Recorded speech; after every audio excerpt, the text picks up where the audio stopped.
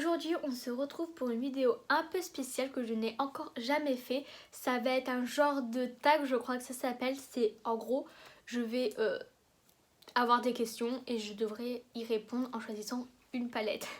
Je sais pas si j'étais très claire, mais je pense que le titre sera plus clair que ce que je suis en train d'expliquer.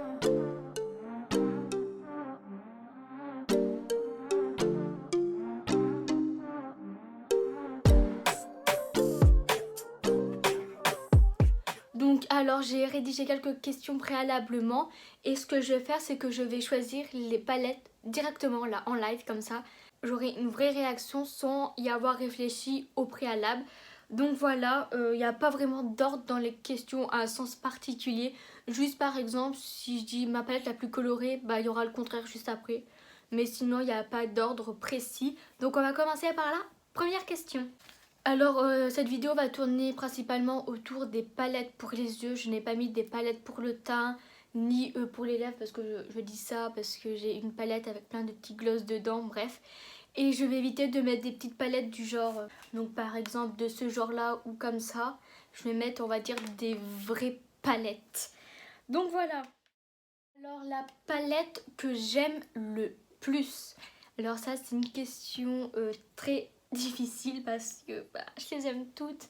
Mais si je pense que je devrais choisir la palette du moment, en ce moment même que j'aime le plus, c'est la Sultry de Anastasia Beverly Hills. Parce que depuis le temps que je voulais une palette Anastasia, et maintenant que je l'ai, j'ai envie de me maquiller tout le temps avec. Donc voilà, ma palette préférée du moment c'est celle-ci. Et donc la question inverse, la palette que j'aime le moins, c'est sans hésitation une palette de chez Marionneau, la Color Life, pour la seule et unique raison qu'elle n'est absolument pas pigmentée. Pourtant le packaging j'aime beaucoup, il y a un très grand miroir comme on peut le voir, mais je le cache pour aider les reflets et tout. Mais si par exemple je prends la couleur la plus flashy qui est ce bleu, j'ai bien insisté dans le pan avec mon doigt, hein.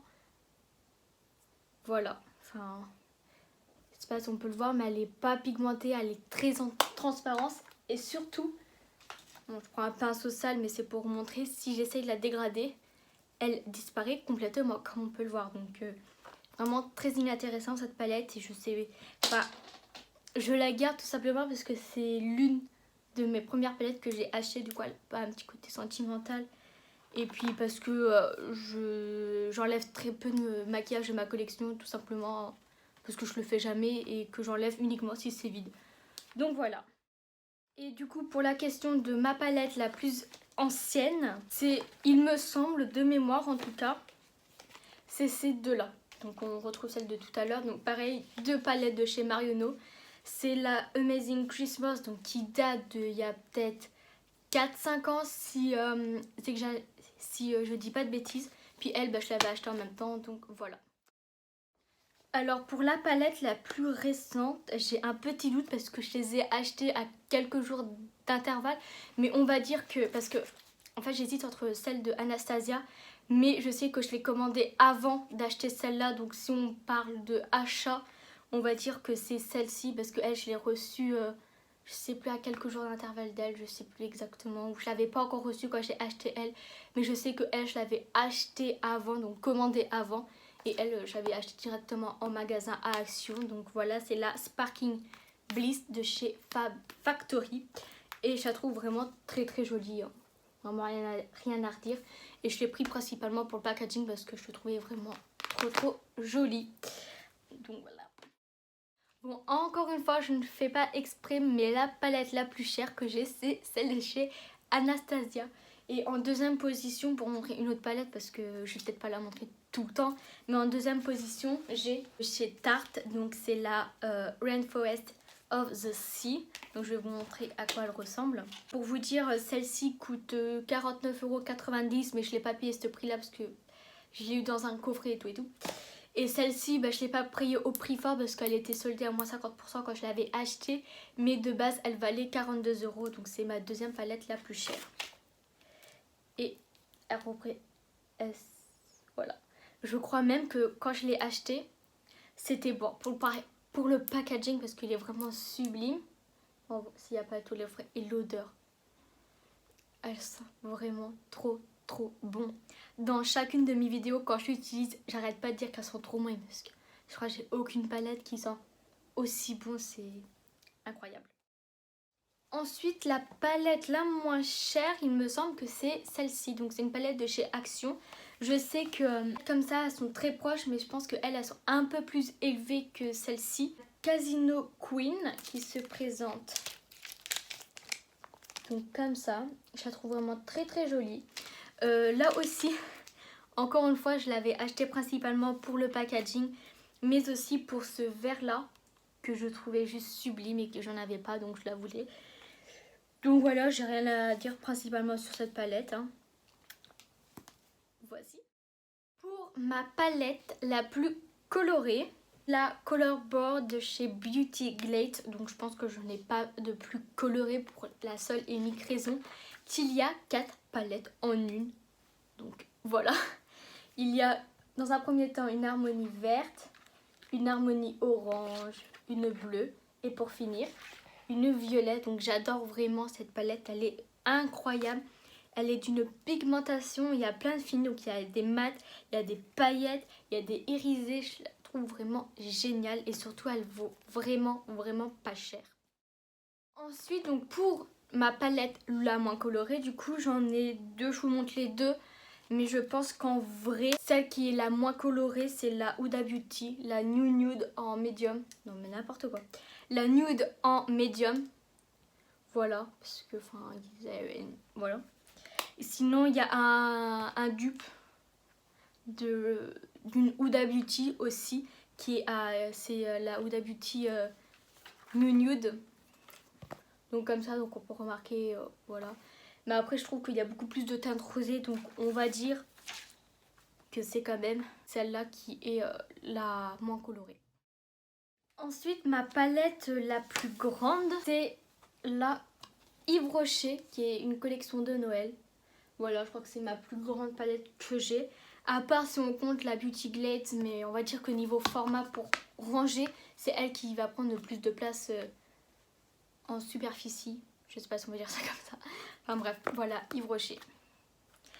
Oui, pour le nom, c'est la palette Regard. Il n'y a pas d'autre nom. Non, il n'y a pas d'autre nom, donc c'est la palette Regard. Et donc, le contraire, donc les palettes les plus petites. Je dis les parce que bah, c'est de chez Huda.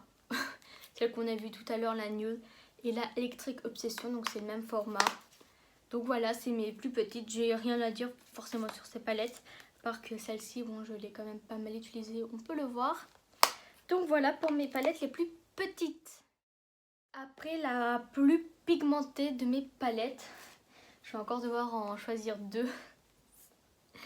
C'est en plus les deux on les a déjà vus, c'est ces deux là, donc la Anastasia et la Color Board. C'est mes deux plus pigmentées, je pense qu'elles s'équivalent parce qu'il y a des couleurs là-dedans, par exemple le bleu, le vert, le violet, qui sont des couleurs très difficiles à avoir, sont vraiment très pigmentées, c'est incroyable. Bon après là c'est des couleurs basiques, donc au niveau pigmentation c'est assez facile, mais pour que si vous connaissez la réputation des palettes Anastasia, c'est réputé pour avoir une très bonne qualité, donc voilà.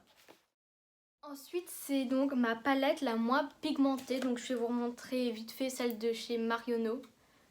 Voilà, puisqu'elle est vraiment pas pigmentée du tout, enfin vous l'avez vu avec le bleu, je pense que ça suffit. Aussi une palette que j'ai pas encore montrée dans cette vidéo, donc je vais m'y attarder un peu plus, c'est celle de chez Révolution.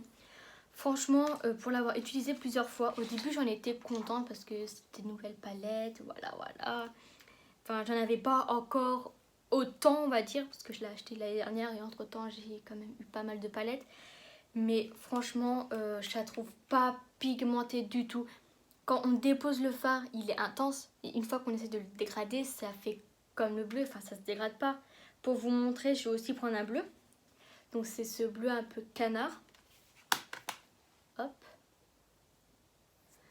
Déjà on peut voir que le swatch, franchement il est pas terrible, il est en transparence. Et de le dégrader avec le même pinceau que tout à l'heure. Vous voyez, il disparaît. Enfin, c'est dommage parce que les couleurs dans la palette, elles sont vraiment très jolies. Et il y aura plusieurs finis de fards, notamment il y a des marbrés en paillettes.